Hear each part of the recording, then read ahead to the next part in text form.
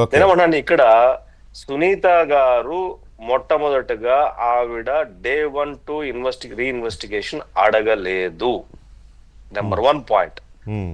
ఆవిడ మనం ఈ విషయం నాకు తెలిసినంత వరకు మీరు, నేను, గఫూర్ సారు, వేరే మిత్రులు, కానీ మన ముగ్గురం కామన్ గా ఈ 7 సంవత్సరాల్లో 100 డిబేట్లు చేశాం దీని మీద.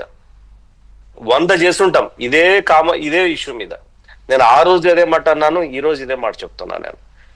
హ్మ్. సునీత గారు కామన్ గా అడిగినటువంటి ఇన్వెస్టిగేషన్ కాదు, డౌట్ ఎక్స్ప్రెసివ్ గా ఆవిడకున్నటువంటి క్వైరీస్ ని సుప్రీంకోర్టుకు పెట్టారు. హ్మ్. సుప్రీంకోర్టు డైరెక్ట్ కూడా ఇచ్చినటువంటి డైరెక్షన్స్ ఏంటంటే ఆ ఆ ఏదైతే అఫిడవిట్ ఉందో, కేసు ఉందో, the affidavit redirected to the Nampally CBI court. హ్మ్. ఇప్పుడు కూడా వాటి మీదనే ఇన్వెస్టిగేషన్ అడిగితే, అందువల్లే ఈ అక్యూజ్డ్ ఎవరైతే ఉన్నారో, అంటే ఆవిడ చెప్పినట్టు చేస్తారా, ఆవిడ యాంగిల్లో చేస్తారా అనే ఉద్దేశంతో వాళ్ళు కౌంటర్ అఫిడవిట్లు వేశారు ఇక్కడ. వేసుకుంటారు, అంటే తప్పులేదు. That is their right. వాళ్ళ రైట్ ఎంత ఉందో, సునీత గారు యాజ్ ఏ విక్టిమ్ ఇక్కడ ఆవిడ బాధితురాలకు అంతకంటే 100 రెట్లు ఎక్కువ రైట్ ఉంది. అవును. వీళ్ళు చెప్పింది ఆవిడ చెప్పినట్టు చేస్తారంట. ఎస్, ఎవరైతే బాధితురాలకు న్యాయం జరగకపోతే ఒక కోర్టు కావచ్చు, ఇంకో కోర్టుకు పోయే రైట్ ఈ చట్టమే ఇచ్చింది, ఈ రాజ్యాంగమే ఇచ్చింది. హ్మ్. కాబట్టి నేనేమంటానంటే ఇక్కడ కంప్లీట్ గా ఇప్పటివరకు వేసిన ఛార్జ్ షీట్లు అన్నింటినీ కూడా రీరైటింగ్ చేసి మళ్ళీ ఫ్రెష్ ఛార్జ్ షీట్లు వేస్తారని కాదు దీని అర్థం. హ్మ్. ఆవిడకున్నటువంటి డౌట్స్ మీద సిబిఐ ని సుప్రీంకోర్టు ఈ రోజు వాళ్ళ ట్రయల్ కోర్టు అడిగితే, ఎస్, ఆవిడ లేవనెత్తిన అంశాల మీద మేము ఇన్వెస్టిగేట్ చేయడానికి మాకు అభ్యంతరం లేదు అనేది పాయింట్ అక్కడ. రీఇన్వెస్టిగేషన్ కాదు. నెంబర్ 2 పాయింట్ ఏంటంటే రీఇన్వెస్టిగేషన్ అని మేము కూడా అనట్లే, ఆవిడ అడిగిన దాని మీదనే. ఎస్. అయితే ఇక్కడ ఒకటి మాత్రం సిబిఐ నేను విమర్శిస్తా.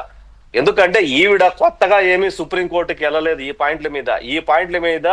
ఆవిడకున్న డైట్ల మీద సిబిఐ డైరెక్టర్ ను కూడా కలిసింది చాలాసార్లు, చాలా సార్లు కలిసింది ఆవిడ. కలిస్తే వాటి మీద కన్సిడరేషన్ లేకపోవడం అనేది సిబిఐది అట్టర్ ఫెయిల్యూర్. బట్ నేను మీకు విషయం చెప్తా, పొలిటికల్ గా ఒక రాష్ట్ర లీడర్ నేను ఏమి దానికి వెనక ముందు జోడించను. ఢిల్లీకి పోయి ఓ దేశానికి సంబంధించిన లీడర్తో మీటింగ్ లో ఈ రాష్ట్రం నుంచి పోయిన వాళ్ళందరినీ బయటకు పంపించేసి సాష్టాంగ నమస్కారము 2 సార్లు చేశాడు అనేది నాకున్న ఇన్ఫర్మేషన్. ఢిల్లీలో తెలుగు మాట్లాడే వాళ్ళు, లేదు ఆంధ్రప్రదేశ్ రాజకీయాలతో ముడిపడి ఉన్నటువంటి నాయకులందరికీ తెలిసినటువంటి నగ్న బహిరంగ రహస్యం ఇది. సాష్టాంగమే పూర్తిగా. మా జోలికి, మా వైఫ్ జోలికి రాకండి, మీరు ఏం చెప్తే చేస్తాను జీ హుజూర్ అని సాష్టాంగ నమస్కారం పడినట్టు ఢిల్లీలో ఎవరిని అడిగినా చెప్తారు, రాజకీయాలతో సంబంధం ఉన్న వాళ్ళంతా కూడా. సో ఇక్కడ ఈ రాజకీయ అంశాలు లేవా అంటే 100% ఉన్నాయి. అయితే ఇందాక గఫూర్ సార్ గారు ఏమన్నారంటే స్టేట్ ఇంటర్వ్యూనా కాలేదన్నారు.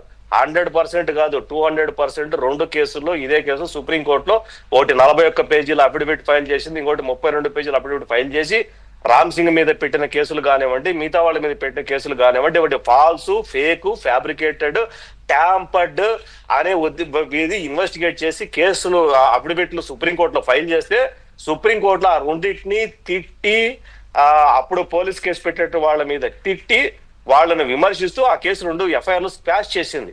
ఇంటర్వ్యూ అవ్వలేదని మనం ఎట్లా చెప్తాం? 100% ఇంటర్వ్యూ అయింది కాబట్టి ఆ 2 ఎఫ్ఐఆర్లు స్క్వాష్ అయినాయి.